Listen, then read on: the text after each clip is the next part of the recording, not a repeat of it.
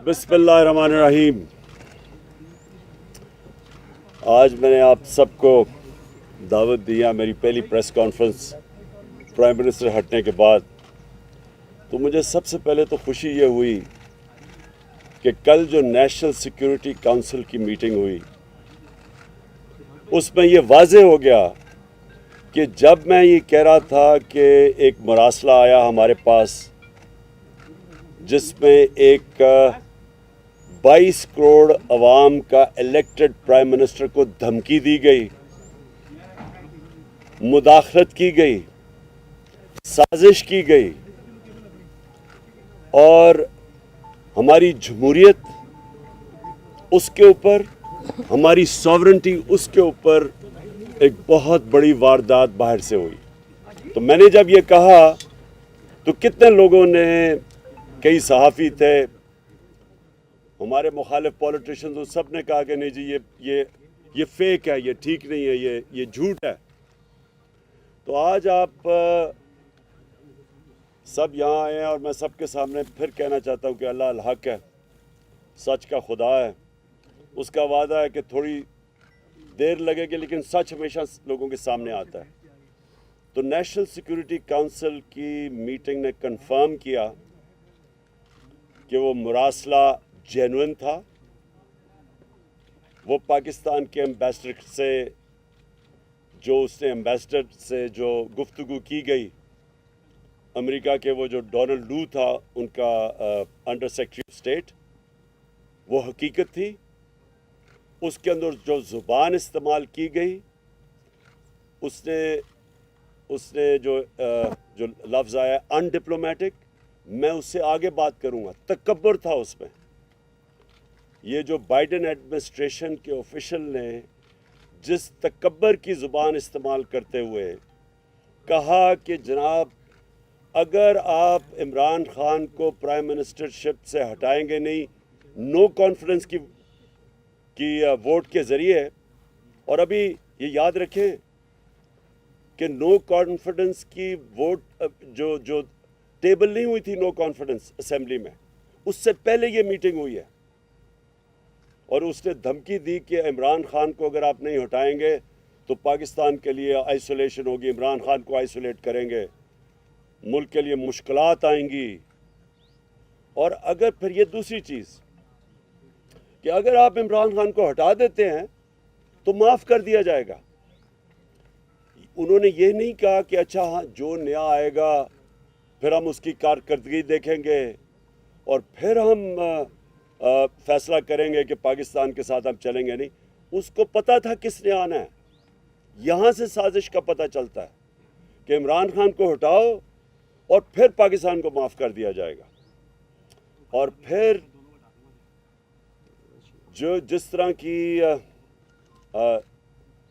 तरह की फिर कार्रवाई हुई, उसके बाद जैसे ही उसने ये मीटिंग हुई हमारे एम्बेसडर से डोनाल्ड लू की, अगले दिन नो कॉन्फिडेंस मोशन टेबल होती है। ये सब चीज़ें कंफर्म्ड है। कल नेशनल सिक्योरिटी काउंसिल की मीटिंग में ये सारी चीज़ें वाज़े हैं क्योंकि डेट लिखी हुई है मरासले की कि कब थी। हम सबको पता है कि नो कॉन्फिडेंस किस दिन टेबल हुआ।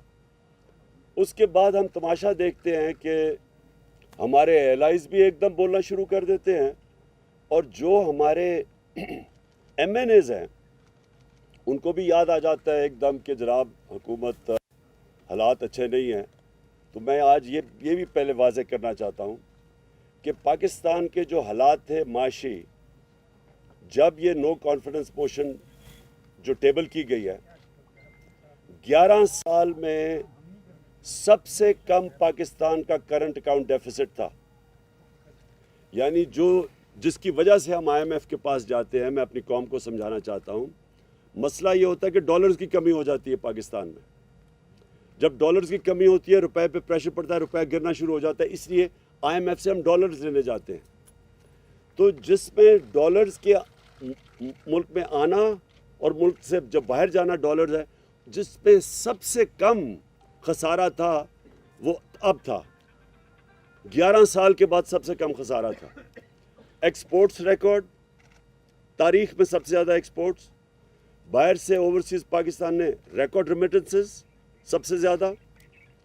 ہماری ٹیکس کلیکشن یعنی ملک کی جو آمدنی بڑھ رہی تھی لوگوں پہ خرچ کرنے کی وہ تاریخی سب سے زیادہ.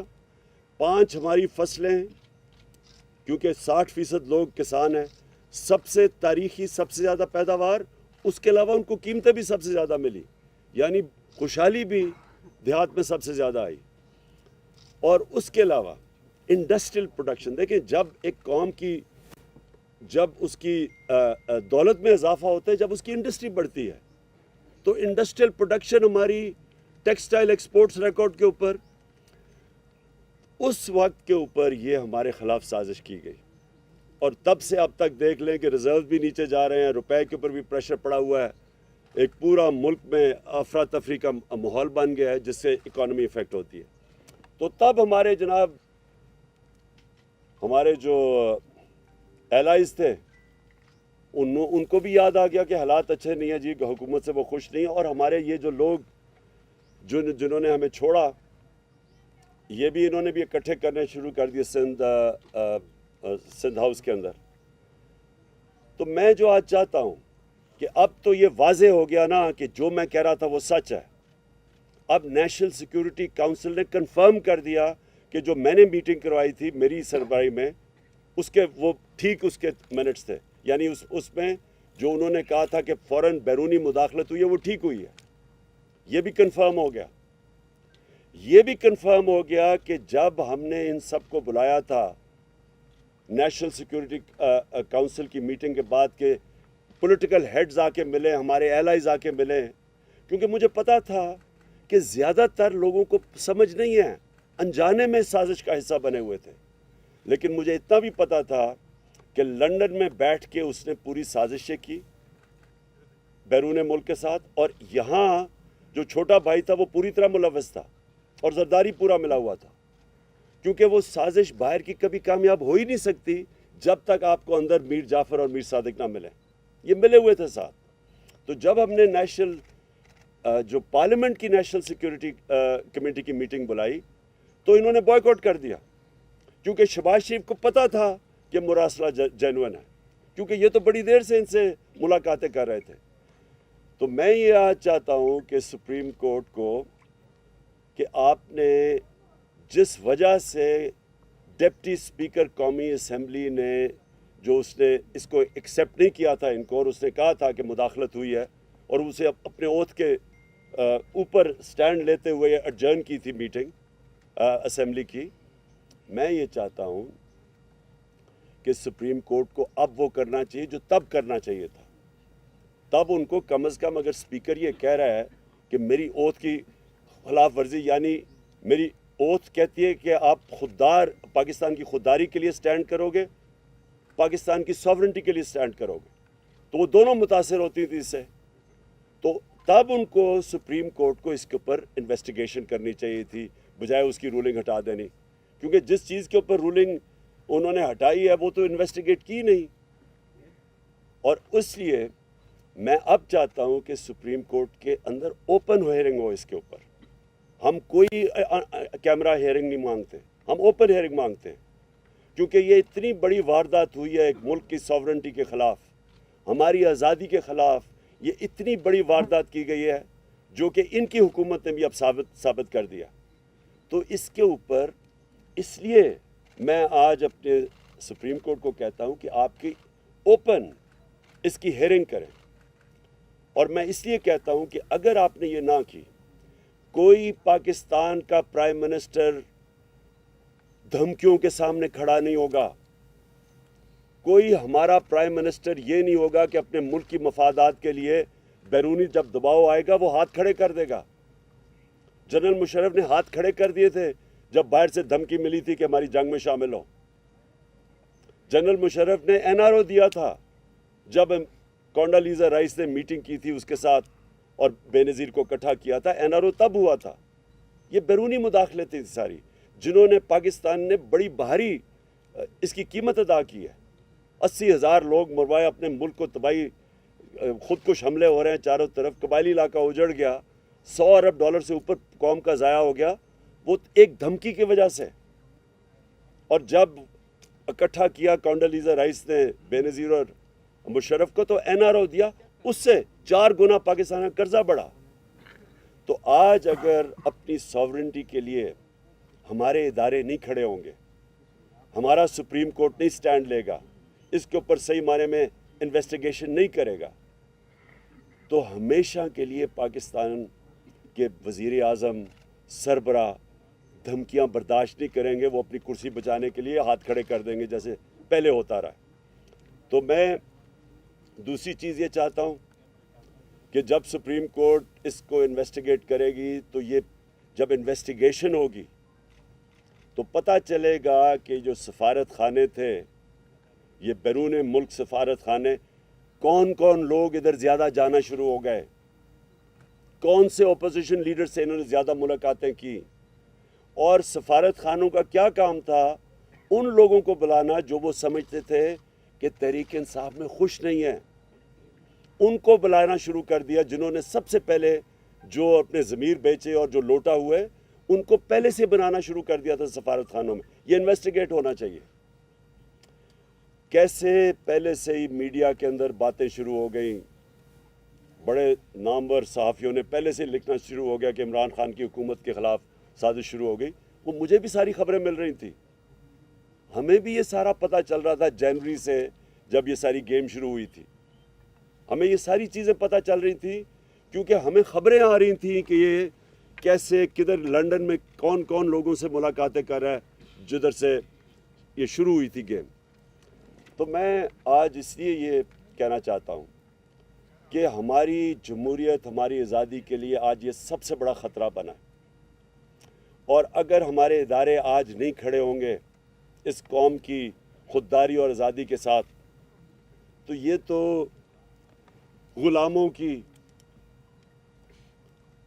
کرپٹ لوگوں کی غلامی کے اندر ہمیں ہی نہیں، صرف ہمارے بچوں کا مستقبل خطرے میں۔ میں یہ دوسری چیزیں پوچھنا چاہتا ہوں آج کہ جب یہ لوگ انہوں نے اپنے ضمیر بیچے اور انہوں نے اپنے حلقوں سے غداری کی، انہوں نے ہماری جمہوریت سے غداری کی، میں یہ پوچھنا چاہتا ہوں کہ کیا یہ اتنی امپورٹنٹ چیز نہیں کہ الیکشن کمیشن اور سپریم کورٹ اس کو فوری طور پہ سنیں، ان کیسز کو ڈے ٹو ڈے بیسس پہ ان کے حل کریں؟ پنجاب اسمبلی میں جو ہوا ہے، اس سے زیادہ شرمناک چیز کیا ہو سکتی ہے؟ جس طرح وہ پولیس کو اندر بھیجے، ہماری بیچاری ایم پی وہ لائف سپورٹ مشین کے اوپر ہے، اس وقت ڈنڈے مارے گئے، جس طرح آسیہ کو، جس طرح انہوں نے کیا پنجاب اسمبلی میں، اور جس طرح کی حرکتیں کی گئی، یہ کیا کوئی جمہوریت ہے؟ اور پھر جن لوگوں نے اپنے آپ کو بیچا، کیا ہم اپنی ساری قوم کے سامنے اجازت دیں گے اس طرح کی چیز کو کہ کسی مغربی جمہوریت یا برطانیہ کی جمہوریت جدھر سے ہم نے یہ ماڈل لیا ہے، کبھی سنا ہے اس طرح کی کہ لوگ کمروں میں بند کر کے بکریوں کی طرح اور ان کو خرید رہے ہیں؟ کبھی یہاں کہیں ہوا ہے؟ تو میں حیران ہوں کہ ہمارا نہ سپریم کورٹ کے اندر یہ وہ ارجنسی ہے، نہ وہ الیکشن کمیشن کے اندر ہے۔ اور الیکشن کمیشن کا تو میں یہ واضح کر دوں آج کہ الیکشن کمشنر کو ریزائن کرنا چاہیے۔ دیکھیں، جب میچ کھیلا جاتا ہے تو امپائر کے اندر دونوں ٹیموں کو ماننا چاہیے کہ یہ امپائر ٹھیک ہے۔ جب ایک جج کیس سنتا ہے تو اگر ایک پارٹی یہ سمجھے کہ جج کے اوپر اس کو اعتماد نہیں، تو وہ ریکیوز کرتا ہے اپنے آپ کو۔ جب ایک پاکستان کی سب سے بڑی پارٹی یہ کہہ رہی ہے کہ الیکشن کمشنر اتنا جانبدار قسم کا آدمی ہے جس کے اوپر ہمیں کوئی اعتماد ہی نہیں ہے، سارے فیصلے ہی ہمارے خلاف کرتا ہے، اور جب چاہتا ہے تو کسی کے اوپر ایکشن لے لیتا ہے اور جب چاہتا ہے نہیں لیتا، کیونکہ ڈپینڈ کرتا ہے کہ وہ کون سی پارٹی میں ہے۔ تو جب اس کے اوپر ہمیں اعتماد ہی نہیں ہے تو اس کو ریزائن کر دینا چاہیے، کیونکہ یہ امپائر بن ہی نہیں سکتا۔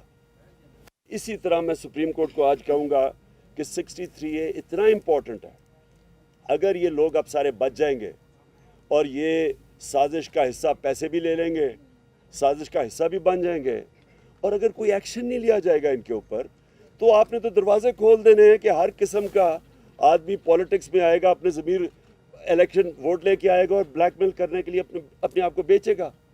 تو یہ تو ہماری پالیٹکس اور ہماری جمہوریت کی نگیشن ہے۔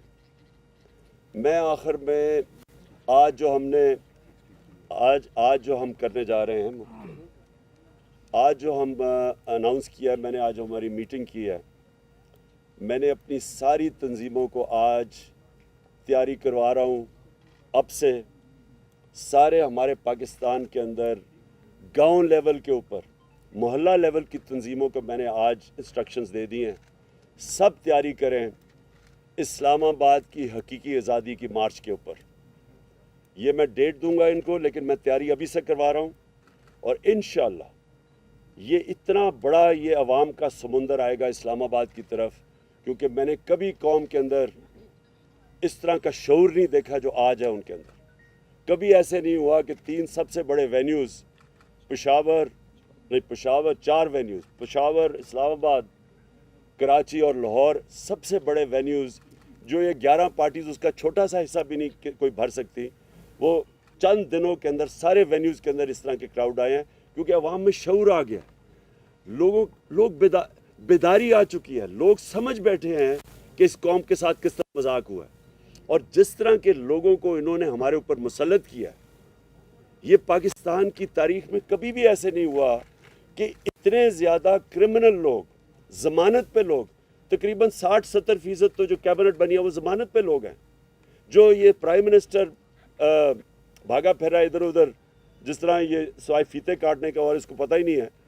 اس سے سوال ہی پوچھا جائے کہ 40 ارب روپے کے آپ کے اور بچوں نے کیسز کے جواب دینے ہیں، 40 ارب روپے ایف آئی اے میں اور نیب میں کیسز ہیں اس کے۔ کیسے ہو سکتا ہے کہ یہ اب بیٹھ کے ایف آئی اے کے اوپر پہلے تبدیلیاں کروائے گا؟ یہ کسی دنیا میں سنا ہے ایسا؟ یہ پہلے تبدیلیاں کرائے گا لوگوں کی، اپنے لوگ بٹھائے گا، پھر جس طرح ریکارڈ جلتے تھے وہاں ایل ڈی اے میں جو انہوں نے لوٹ مار کی تھی لاہور میں، اسی طرح وہ ریکارڈ کو ٹیمپر کریں گے۔ یہ کہیں دنیا میں نہیں ہوتا۔ اور یہ کیبنٹ ای سی ایل کے اوپر 60-70% لوگ ہیں، ای سی ایل پہ بھی ہے، ضمانت پہ بھی ہے، یہ کہاں دنیا میں ہوتا ہے؟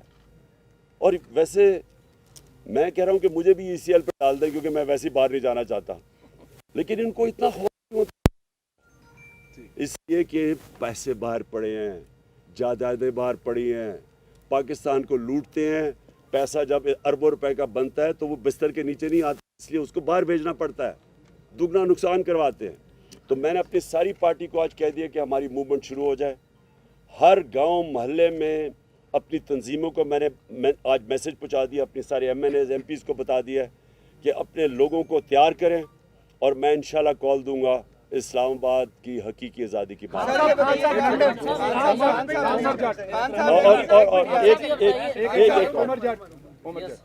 چلو پہلے یہ بتائیے گا، جن عدالتوں نے رات کو 12 بجے اس ڈر سے عدالتیں کھولی کہ آپ کوئی آئین کی خلاف ورزی کرنے جا رہے ہیں، جن عدالتوں نے 68A کی آپ کی پٹیشن جو ہے اس کو عید کے بعد ڈیفر کیا، اور حمزہ شہباز کی جو بطور وزیر اعلیٰ بننے کی پٹیشن تھی اس کو فوری طور پر نپٹایا، ان عدالتوں سے آپ دوبارہ جوڈیشل انکوائری کی درخواست کر رہے ہیں، تو کیا ان کے فیصلوں کو آپ مانیں گے؟ اچھا، میں ایک اور چیز بتا دوں کہ 27ویں رات کو انشاءاللہ ہم شب دعا کر رہے ہیں، اس رات کو ہم سب دعا کریں گے، سارے ہمارے جدھر بھی، میں پاکستانیوں کو کہہ رہا ہوں، میں صرف اپنی پارٹی کو نہیں، لوگوں کو کہہ رہا، اور اس لیے ہم کریں گے کہ یہ حقیقی آزادی کی جو ہماری مارچ ہے اس کو اللہ کامیاب کرے۔ میں جو آپ کا سوال ہے، دیکھیں، ہمیں اپنی عدالتوں کو اور اپنی عدلیہ کو مضبوط کرنا چاہیے، ہمیں ان کے اندر کانفیڈنس رکھنا چاہیے۔ عوام جو ہوتی ہے، عوام بھی ایک بہت بڑا پریشر ہوتا ہے امر بالمعروف کا، عوام بھی کہتی ہے سب کو کہ سیدھے اچھائی کے ساتھ کھڑے ہو، برائی کے خلاف کھڑے ہو۔ ہمیں بھی اپنی عدالتوں کو کہنا چاہیے کہ آپ کے سامنے ہیں، کیا 63A یعنی کہ جن لوگوں نے اپنے آپ کو بیچا ہے اور بے شرمی سے بیکے ہیں، اور جنہوں نے اپنے حلقوں سے اور جمہوریت سے غداری کی ہے، کیا ان کے لیے عدالتوں کو فوری طور پہ ڈے ٹو ڈے ہیئرنگ کر کے ان کو کیس نہیں سننے چاہیے؟ خان صاحب یہ بتائیے گا کہ جو اقدامات آپ کی حکومت نے کیے تھے، آپ کے پاس آ رہے قادر سر یہ بتائیں کہ کانسپریسی کا لفظ تو پہلے والے اعلامیے میں بھی نہیں تھا، اور نئے والے اعلامیے میں بھی نہیں ہے. بیرونی مداخلت والا تو انہوں نے پہلے والے اعلامیے بھی تسلیم کر لیا, تو پریکٹس ایسی کی گئی. اور دوسرا یہ کہ دفتر خارجہ میں پہلے یہ خط چھپانے کی کوئی اٹیمپٹ کی گئی, ایسی اطلاع بھی آ رہی ہیں کہ یہ خط پہلے وزیر خارجہ سے بھی چھپانے کی, یہ سائفر جو ہے چھپانے کی کوشش کی جاتی ہے, وہ تو بعد میں. اچھا پہلے ایک اور میں چیز سائفر کا بتا دوں. یہ جو مراسلہ ہے, دیکھیں یہ میں نے یہ کہیں سنا ہے کہ جی اس طرح کے تو اور بھی مراسلے آتے رہتے ہیں. جو بھی یہ کہہ رہا ہے اس سے زیادہ جھوٹا اور بے شرم آدمی نہیں ہے. کبھی اس طرح کی زبان استعمال نہیں کی جاتی ڈپلومیٹک ٹرمز میں. کبھی بھی ایک چھوڑے کہ ہم 22 کروڑ لوگ ہیں, ایک چھوٹے سے بھی کوئی 50 لاکھ کی بھی آبادی کا نیوزی لینڈ ہونا, اس کے پرائم منسٹر کو بھی اس طرح کا دھمکی کوئی نہیں دیتا. ایسے کبھی اس طرح کی دھمکیاں نہیں دی جاتی. اور جب دھمکیاں دی جاتی ہیں تو میں نے آپ کو گنا دیا کہ ایک دفعہ ذوالفقار علی بھٹو کو دھمکی ملی تھی, ایک دفعہ مشرف کو دھمکی ملی تھی جب چاروں شانے چت ہو کے اس کی جنگ میں لے گئے تھے. اور یہ جو دھمکی ملی ہے, یہ ایسی دھمکیاں نہیں ملا کرتی. اور یہ میں سمجھتا ہوں کہ ہمارے ملک کے لیے سب سے شرمناک چیز ہے کہ وہ قوم جو لا الہ الا اللہ کا نام لیتی ہے کہ ہم تو اس کے نعرے پہ آزاد ہوئے تھے, وہ اس طرح کی دھمکیوں کے سامنے جب گھٹنے ٹیک دیتی ہے اور اس کی سازش, ان کی دھمکیوں کے بعد سازش کامیاب ہو جاتی ہے, اور کوئی شک نہ اس میں کرے کہ اس سے بڑی سازش پاکستان میں ہوئی نہیں ہے جو یہ ہوئی تھی. خان صاحب لندن میں نیا پاکستان بن رہا ہے سر, 2 دن سے ملاقاتوں کا سلسلہ جاری ہے, اس پہ ذرا کمنٹ کریں سر. بس میں یہی کہہ رہا ہوں کہ دیکھیں نا, جب آپ کے اندر کوئی شرم ہی نہیں ہوتی کہ پہلے آپ 20 سال لوگوں کو کہتے ہیں کہ زرداری کہتا تھا وہ نواز شریف کرپٹ ہے, وہ کہتا تھا وہ کرپٹ ہے, پیٹ پھاڑ کے پیسے نکالنے تھے اور وہ ان کی تقریریں سننے پہلے, اور کوئی شرم ہی نہیں ہے. بس اصل میں یہ بات نہیں ہے. یہ لوگوں کو بھیڑ بکریاں سمجھتے ہیں, ان کو کوئی شرم ہی نہیں آتی کہ اتنے یعنی آپ کسی کو چوری کا کہہ کے اور اتنے بڑے اور ان کے ساتھ پھر بیٹھیں اور گورنمنٹ بھی بنا لیں, بندر بانٹ بھی کر لیں, اور پھر سوائے ان کے خاندان کے نظر ہی کسی کو نہ آئے, سارے خاندانی اوپر آ کے بیٹھ گئے ہیں. یعنی ان کے علاوہ کوئی کسی میں ان کی پارٹیز میں عقل نہیں ہے. اوپر آ کے یہ بیٹھ جاتے ہیں, وہاں باپ ادھر بیٹھ گیا, بیٹا ادھر تیاریاں کیا رہا ہے. یعنی اور کوئی نون لیگ کو 35 سالوں میں نہیں ملا سوائے یہ باپ بیٹے کے, اور دونوں کے اندر دونوں ضمانت کے اوپر ہیں, 40 ارب کے دونوں کے ملا کے کیسز ہیں, تو کوئی ان کو نہیں ملتا. اور اسی طرح دوسری طرف چلے جائیں, وہ اس کو بیٹے کو چھوڑا ہوا ہے, وہ بس وہ اردو انگریزی میں اکٹھی بولتا ہے, اس کو کوئی آج تک پتہ ہی نہیں ہے کہ میں یہ کر دوں گا, میں لات مار کے گرا دوں گا. یہ لوگوں کے ہاتھ میں اگر یہ ملک پکڑا رہے ہیں, اس سے بڑی سازش کیا ہے؟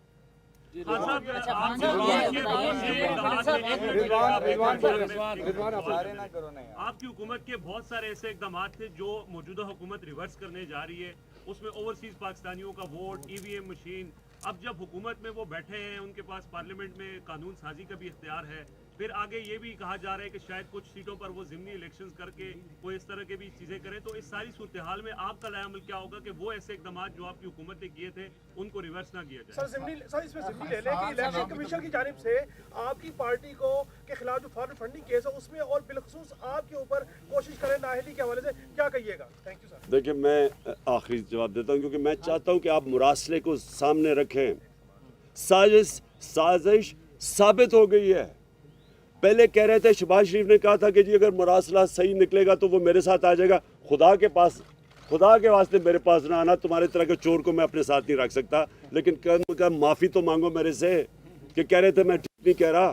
اب تو کلیئر ہو گیا نا کہ وہ جینوئن ہے, اور جو آقا جن کے سامنے آپ بوٹ پالش کرنے کے ماہر ہیں, اب تو ثابت ہو گیا نا کہ انہوں نے ہی بھیجا تھا. اس لیے ایک منٹ ٹھہر جائے. دیکھیں میں آپ کو دونوں چیزوں کا پہلے بتاؤں. دیکھیں EVM مشینز کا ہم نے کیوں کہا تھا. EVM مشینز کا جو اگر آپ ساری جوڈیشل کمیشن 5 ہفتے کی بیٹھی تھی سپریم کورٹ کے اندر, اوپن ہیئرنگ ہوئی تھی اس میں, اگر ان کی جتنی بھی سپریم کورٹ نے 30-40 تجویزات دی تھیں, اگر آپ ان سب کو دیکھ لیں تو اس میں سے ایک نتیجہ نکلتا ہے کہ اگر آپ نے الیکشن بہتر کروانا ہے EVM مشین لے آئیں. یہ جوڈیشل کمیشن کا نچوڑ تھا. सारा जो फॉर्म 15 नहीं है, 16 नहीं है, रिकॉर्ड कीपिंग नहीं है, इस सब का जवाब रिजेक्टेड वोट्स, सब का एक है कि अगर आपके पास ईवीएम मशीन्स हो, ये सारा मसला हल हो जाता है। नंबर 1, ओवरसीज़ पाकिस्तानीज़ यहाँ 31 अरब डॉलर उन्होंने भेजा पाकिस्तान, हमारी दौर में सबसे ज़्यादा पैसा भेजा है। ये पाकिस्तान का सबसे बड़ा असास है। टोटल IMF से पैसा मिला है 6 अरब डॉलर, 31 अरब डॉलर उन्होंने भेजा है। हम उनको या पूरी साजिश के तहत हम रोक रहे हैं उनको वोट देने के लिए, जो उनका हक होना चाहिए। तो ये जब दो चीज़ें करेंगे, ईवीएम मशीन और ये, इससे क्या साबित होगा? पाकिस्तान की जमहूरियत को नुकसान। ये जो माफियाज बैठे हुए, जो सिस्टम समझ बैठे हैं कि कैसे इन्होंने सिस्टम को चेंज करके धांधली से इलेक्शन जीतना है, ये वो होगा। हम कोशिश कर रहे हैं फ्री एंड फेयर इलेक्शन की, इनकी कोशिश है कि वो पुराना तरीका, RO को पैसा खिलाओ, नीचे से स्टाफ को पैसा खिला दो, वो जनाब जाली वो वोटें डाल दो, ये और फिर इन्होंने वोट्स बनाई हुई हैं हर हल्के के अंदर, जाली वोट्स। ये सारा कुछ ख़त्म हो जाता है ईवीएम मशीन से, इसलिए ये उसको ख़त्म करना चाहते हैं।